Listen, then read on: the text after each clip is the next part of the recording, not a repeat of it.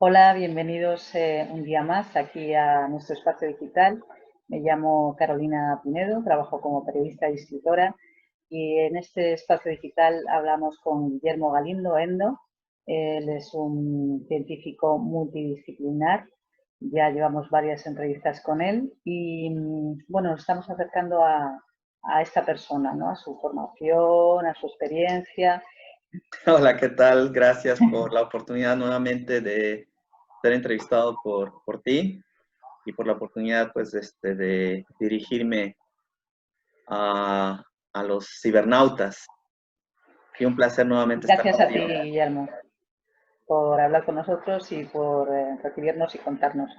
Durante la última entrevista contigo hablamos sobre milagros, sobre la visión más allá de lo evidente, sobre geomagnetismo y nos comentaste el milagro de un niño de 9 años, que lo hiciste tú en concreto, porque, bueno, por lo que nos comentaste era un niño ciego, no tenía cero visión y, bueno, tú conseguiste, gracias a un método científico que nos comentaste a través de imanes, si no recuerdo mal, conseguiste devolverle la visión.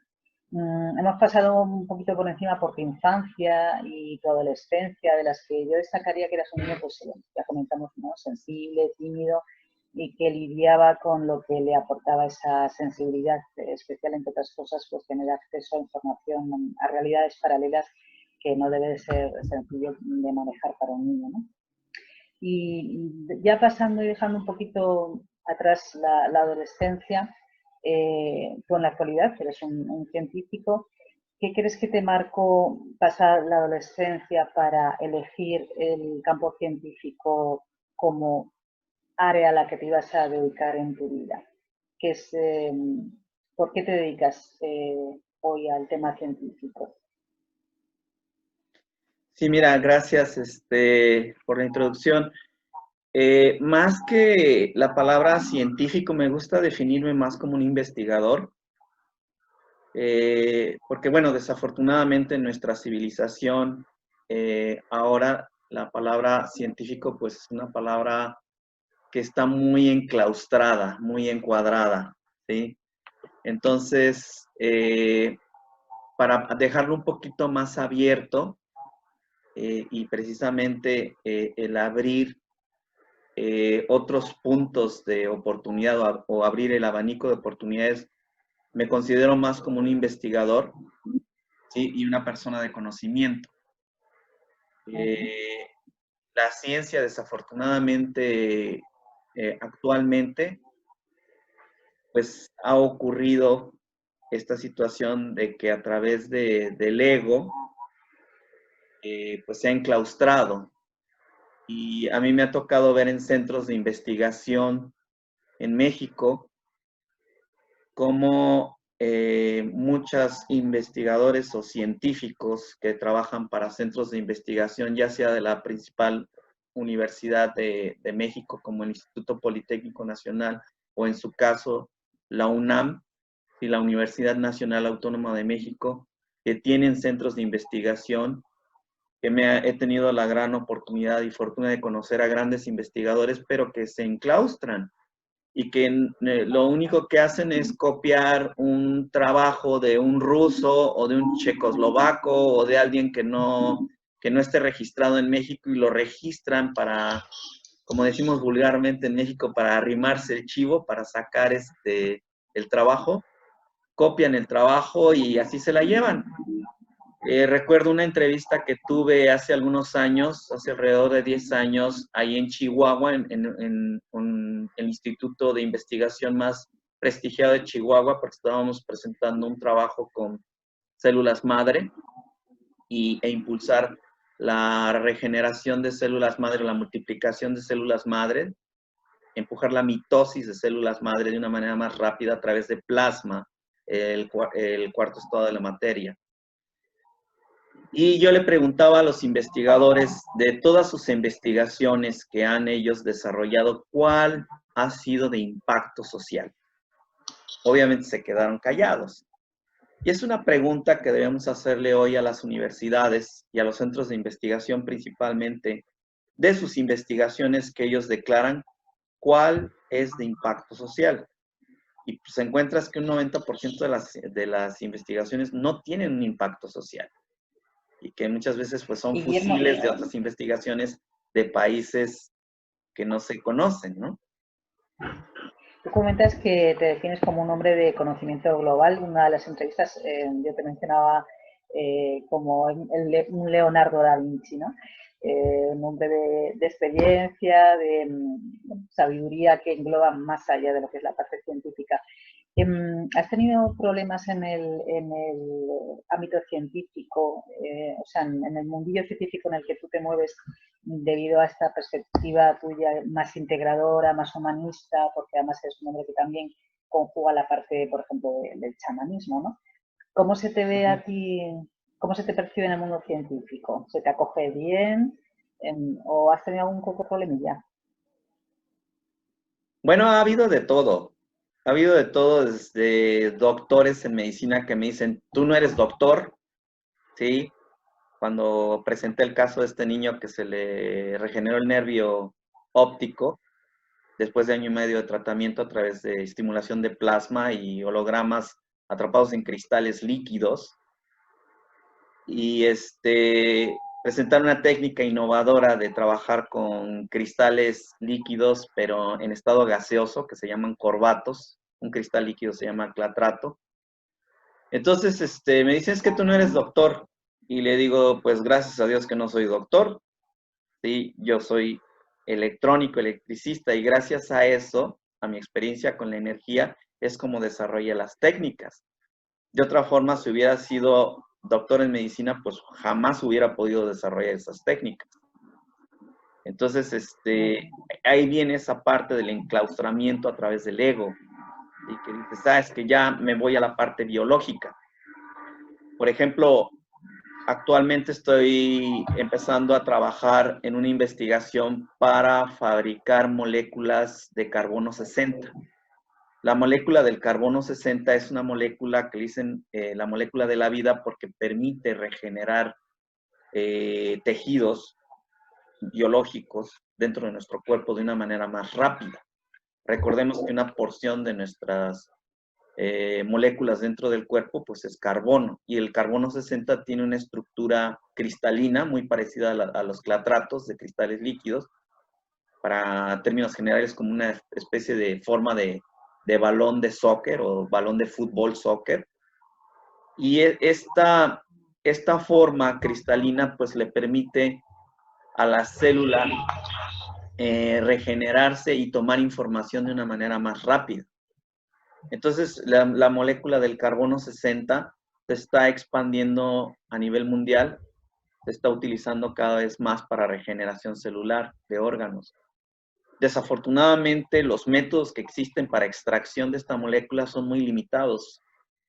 Y yo he estado checando las patentes, las investigaciones de cómo fabricar esta molécula. Y bueno, tú lo ves que lo han desarrollado químicos o bioquímicos que no tienen la más mínima idea de lo que es trabajar con electricidad o electrónica, y que no Y tienen entonces, esa humildad de consultar un electrónico o un electricista para poder hacer un proceso más eficiente para el desarrollo de esta molécula. tú eres un ingeniero electrónico atípico, entonces, ¿no? Porque no conozco muchos ingenieros electrónicos, pero es extraño ver a alguien como tú que aplica efectivamente lo que estás comentando en las investigaciones a algo que tenga, digamos, que ayuda a la gente, ¿no? En su día a día, pues ya sea con el tema de la salud o, bueno, pues para manejarlo mejor en el día a día aquí en el planeta, ¿no? ¿Te consideras un ingeniero electrónico atípico? O sea, ¿o es habitual que los ingenieros electrónicos funcionen como tú? Mira, hablar de términos de ingeniería hoy en nuestra civilización es un término utópico o burdo, porque a mí me ha tocado ver muchos colegas dentro de la electrónica o electricidad que estudian ingeniería. Yo estudié a nivel técnico solamente, técnico profesional, en un sistema dual, que es un sistema alemán, 50% de teoría, 50% de práctica.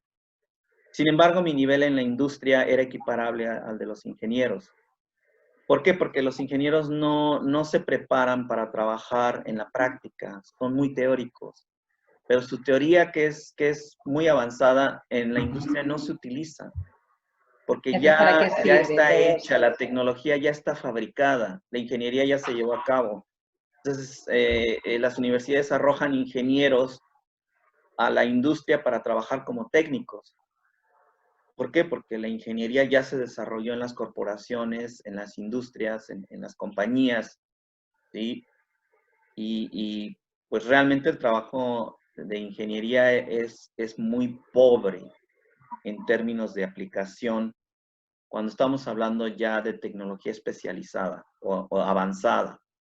A mí Ujú. me da la sensación que se aplica sobre todo, o no sé, tú me des mentiras si no es así, pues es lo que tú estás diciendo, quizás al tema fábricas, coches, ¿no? Todo como muy empresarial, pero poco aplicado a la gente, ¿no? A su día a día. Pues sí, lo que sucede es que las industrias ya contratan, ya no contratan ingenieros, contratan maestrías o doctorados en mecatrónica o en mecánica automotriz o en otras áreas para desarrollar productos o arman un equipo multidisciplinario. Eso depende de qué parte del planeta estaríamos hablando, porque no es la misma forma en la que se trabaja en Europa el diseño y fabricación de productos a como se trabaja en América o en Asia. Las filosofías son totalmente diferentes. Veamos la historia del automóvil, ¿no? El automóvil en América siempre se desarrolló muy grande, muy vistoso y muy duradero, ¿sí? Muy pesado, pero bastante resistente. Y en Europa no, en Europa se hicieron modelos más compactos, no tan grandes, que no consumieran tanta gasolina. Aquí se fabricaron esencialmente automóviles de 4 cilindros, cuando en América se fabricaban de 6 o hasta 8 cilindros, ahí en Detroit, en Norteamérica. Y Japón fue de los primeros de empezar a sacar autos mucho más compactos, más livianos, con materiales pues más sintéticos. Entonces se fueron abaratando los costos y finalmente los asiáticos, por razones de costos, empezaron a dominar el mercado. Los europeos tuvieron que adecuarse o adaptarse y finalmente en Detroit muchas empresas tronaron o quebraron y tuvieron también que adaptarse. Entonces finalmente aprendemos la lección en términos de tecnología y desarrollo tecnológico en productos, que lo que manda es lo práctico. ¿Sí? Y pues las tres condiciones, digamos, que se trabaja a nivel industrial, que tiene que ser de mejor calidad, que se fabrique rápido y a menor costo. Esas son las reglas que se siguen a nivel industrial. Y como Y los dicen ahora, ¿no? asiáticos son los que lideraron esto. Como dicen ahora, dicen las malas lenguas, no sé si es cierto, que ahora se fabrican los, por ejemplo, los electrodomésticos para que duren X tiempo, luego ya se estropean y hay que comprar otro, ¿no? Dicen las malas lenguas. No obstante, yo te he visto en congresos científicos donde me llama mucho la atención porque hablas también de, bueno, de tu cosmovisión maya, de sacas tu tambor, tocas el tambor, entonces Sí, ¿cómo se te acoge ahí en estos foros científicos tan serios, tan encorsetados? Dirán, ay, sí, hombre, que no saca un tambor. ¿Cómo tienes, pues como dice en México, los bemoles de hacer esto? mira, obviamente es un poquito el propósito de romper con los canones, de romper con paradigmas, de romper con los estándares. ¿Y quién abre una presentación tocando un tambor? O sea, Tú, solo tú. así es. Entonces, es un poquito el innovar, ¿sí? Porque siempre la forma estándar de dar una presentación en un congreso de me paro enfrente, yo soy el especialista, ustedes se callan, me escuchan y quien quiere escuchar bien y que no se salga, pues eso no funciona realmente. Lo que realmente vale la pena es interactuar con la gente, interactuar con los asistentes y hacerles vivir una dinámica que les permita recordar esa experiencia. De otra manera, pues pasa a ser un número más, un expositor más. Entonces no tiene sentido, ¿me explico? ¿Cómo se Entonces, te acoge ahí en estos foros? mira, Cuando, bueno, obviamente ves esta visión tan diferente, ¿no? ah, están ¿Qué te divididos, dicen? ¿no? Hay quienes se indignan ¿Sí? y hay quienes lo aceptan con mucho entusiasmo.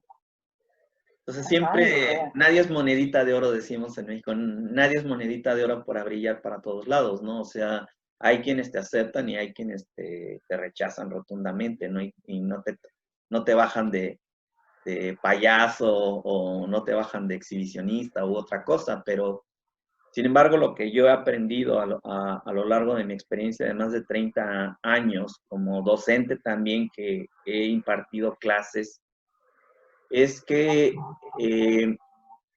tienes que despertar la curiosidad, el interés y, ¿cómo decirlo?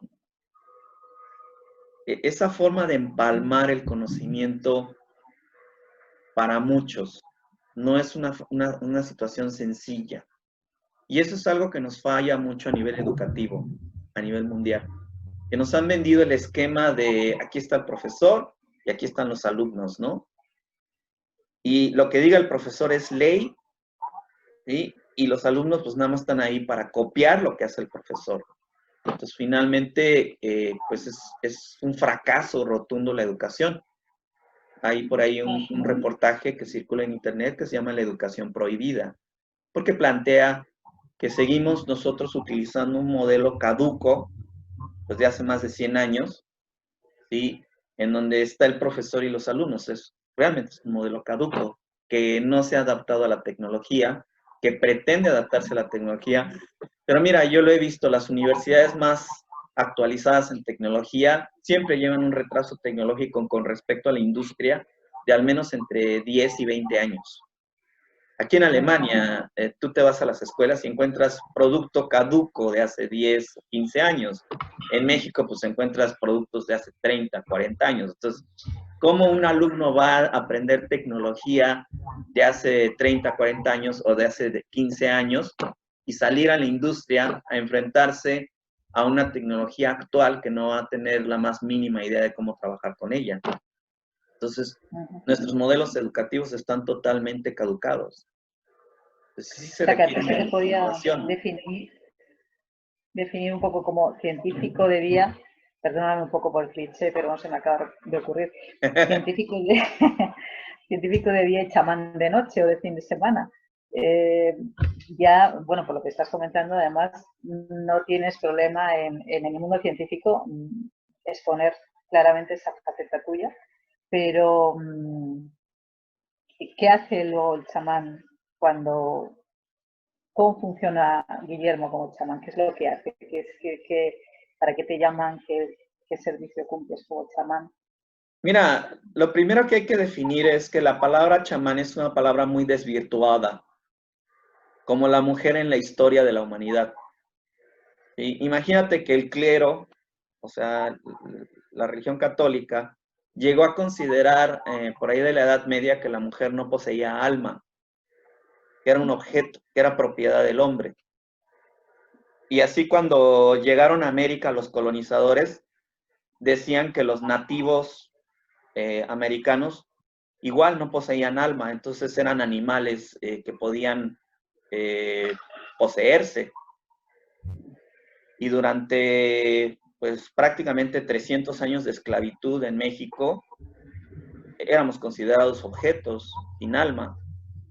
Entonces es exactamente la misma gata revolcada con los chamanes, y que durante 500 años se han considerado como magos, demoníacos, que hacen pacto con el diablo para hacer magia. O sea, eso es obviamente una falacia, es falso, es una mentira.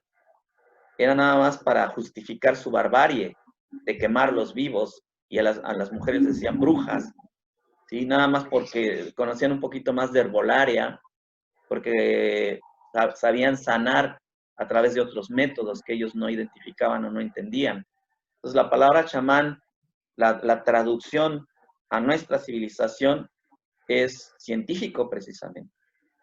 Un chamán es un científico prehispánico. ¿Me explico? Pero tú, es curioso porque tú vives en Alemania, ahora estás ubicado en Alemania. Bueno, no conozco Alemania, pero me da la sensación que hay ciertas culturas o ciertos países que son, pueden ser más cercanas al chamanismo y otras menos. Y Alemania me da la sensación que es de los países que menos puede estar cerca de esto, ¿no? Y en México, por ejemplo, está más integrado en la cultura, en la idiosincrasia del día a día de la gente, ¿no? ¿Cómo adaptas tú vivir en Alemania, ser ingeniero electrónico y además también tener esta visión chamánica? Fíjate que, sobre todo, sí, tienes razón, hay problemas, ¿no? Sin embargo, tenemos que recordar que todas las naciones, todas las culturas fueron fundadas a través del misticismo, de los chamanes. Porque recuerda las historias de cómo fue fundada, por ejemplo, Grecia, pues a través del oráculo, de gente que tenía visiones a través del oráculo, ¿sí? Gran parte de las civilizaciones fueron fundadas sobre personas que tenían el ojo abierto o podían ver más allá de lo evidente y bueno, tenían una visión, como el caso de Roma también, que fue fundada a través de, de sueños, de premoniciones, ¿sí? Y leyendas, ¿no? El caso de Rómulo y Remo.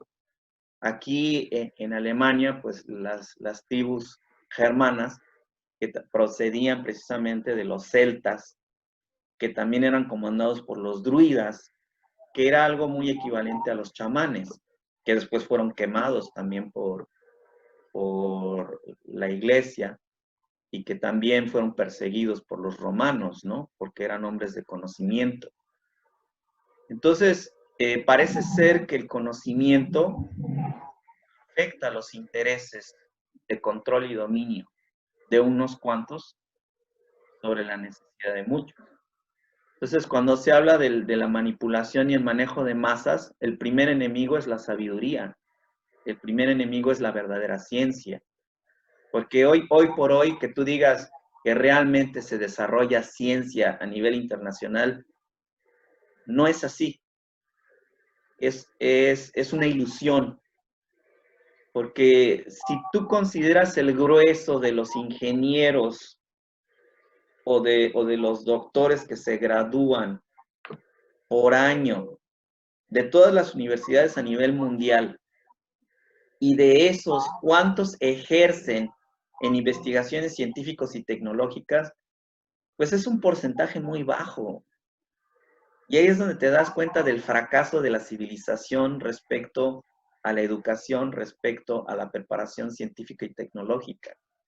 Entonces, cuando caemos en la parte del chamanismo, te das cuenta que la visión milenaria de civilizaciones milenarias, como lo fue el caso de los mayas, de los incas, de los sumerios, de Egipto, en China, las dinastías, que eran civilizaciones que duraban miles de años y que realmente desarrollaban ciencia. Recordemos China, que es una civilización que nos aportó la pólvora, que nos aportó el compás o la brújula y nos aportó mucho conocimiento. En el caso aquí de Europa, pues pasó en el intercambio con los árabes, que aportaron la geometría, las matemáticas, el álgebra, y en el caso también de los celtas, a través de los druidas, que aportaron la metalurgia, ¿sí? Y cada civilización tiene un aporte que le permite a cada era tener un avance científico y tecnológico. Entonces, la pregunta hoy por hoy en nuestra civilización a nivel mundial, realmente de todo el conocimiento que se está generando, de toda la investigación, de todo el desarrollo, ¿cuánto se aprovecha? Pues casi es nada. Han pasado un siglo y seguimos quemando combustible, no salimos de la era del fuego. Entonces es ridículo. Quizás por este error que estás comentando, ¿no? Por no integrar todo el conocimiento de la humanidad desde siglos y siglos atrás y bueno, ir evolucionando en equilibrio, ¿no? Con lo que vamos, con las tecnologías, etcétera, ¿no? Parece que si avanzas en tecnología tienes que dejar atrás el resto del conocimiento adquirido por la humanidad, así, lo cual puede ser perder muchísima información muy valiosa. Guillermo, lo vamos a dejar aquí por hoy y volvemos a retomar en donde lo hemos dejado. Muchísimas gracias una vez más por aportar toda esta valiosa información aquí en el espacio digital y nos volvemos a encontrar. Muchas gracias y también gracias a todos los que nos escuchan y nos ven. Sí, igualmente, muchas gracias. Nada más quisiera dejar este último mensaje, que el conocimiento no se puede enclaustrar, porque cuando tú encasillas el conocimiento, como lo están haciendo ahora en las universidades y centros de investigación que están preparando especialistas en un área, el cerebro no funciona así, ni la conciencia mucho menos.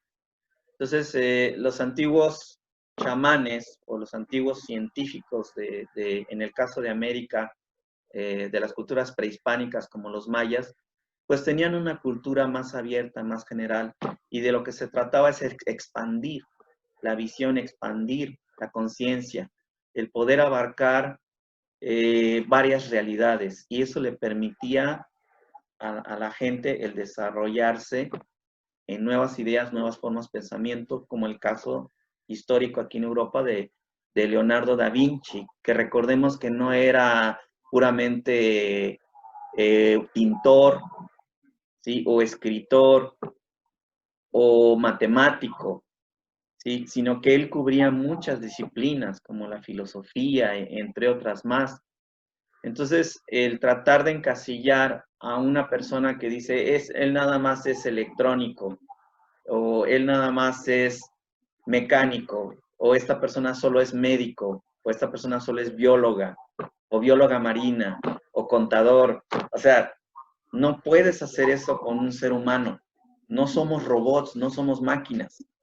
Entonces, si realmente nosotros queremos despertar en una nueva era, en un nuevo sol, en una nueva tierra y recuperar todo lo perdido en siglo pasado y recuperar la tierra, necesitamos abrirnos, salirnos de ese encasillamiento y abrirnos y expandirnos en esencia y en conciencia.